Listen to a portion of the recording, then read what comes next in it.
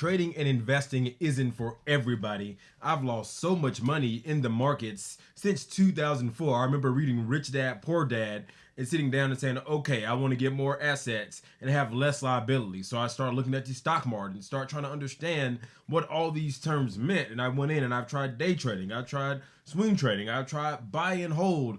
I've tried options. I've tried every strategy. And now I finally found a mix that works with me with trading and investing. But 2004, if my calculations are correct, is like 20 years ago. So stop paying attention to all these Lambo influencers on YouTube thinking you can just take one course and make all the money. You have to put in the work. And for me, it all clicked when I started understanding investing. I remember it clear as day. In 2006, I'm like, okay, what do I use a lot? At the time, I'd seen one of my friends at a basketball game with this white box with music on it, and I had like my Microsoft Zune or whoever made it, and I was just like, dude, I put those earpods in and was like, whoa, this thing is amazing. What is this? Long story short, it was Apple, but I didn't get an iPod first. I ended up getting an Apple computer, but whatever. I started thinking about the things that I use. So I'm like, okay, let's look at the Apple stock. At the time, it was $88 a share. So I'm like, okay, I'm gonna buy some Apple stock because it's what I use all the time. Then I had to look at my shoe collection and I'm like, ooh, Air Jordans, cool. Does Jordan have stock? Who owns Jordan? Nike. Nike owns Jordan, so I invested in Nike, right? I just started simple with the things that I use every day, and then I started to learn more about REITs and ETFs and so on and so forth. But I just sat down with my kid earlier today, and I'm like, okay, what are the things that you like? And he's like, oh, I really love, playing Roblox on my iPad. I'm like, who makes an iPad? Apple. Cool. What are those shares at? $171. Cool.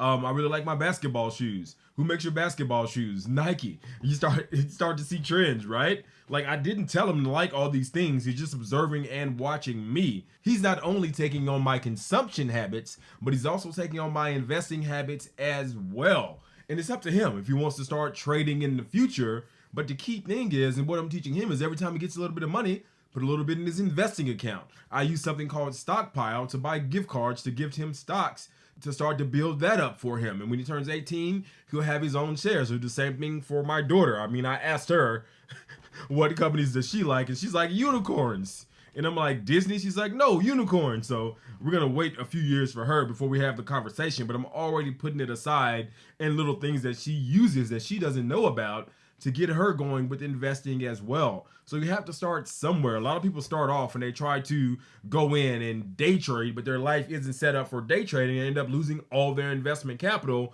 And they say, oh, trading's a scam. Trading's not for me. There's more than one way to make money in the markets, right? I trade Forex. I invest. I trade stocks. I do options. But remember, I started looking at this stuff in 2004. Don't worry about what I do. Try to find a system that works for you and your lifestyle. But the key thing to remember is that you need to put that money to work in whatever way you feel comfortable. The simple thing is maybe just try to beat inflation.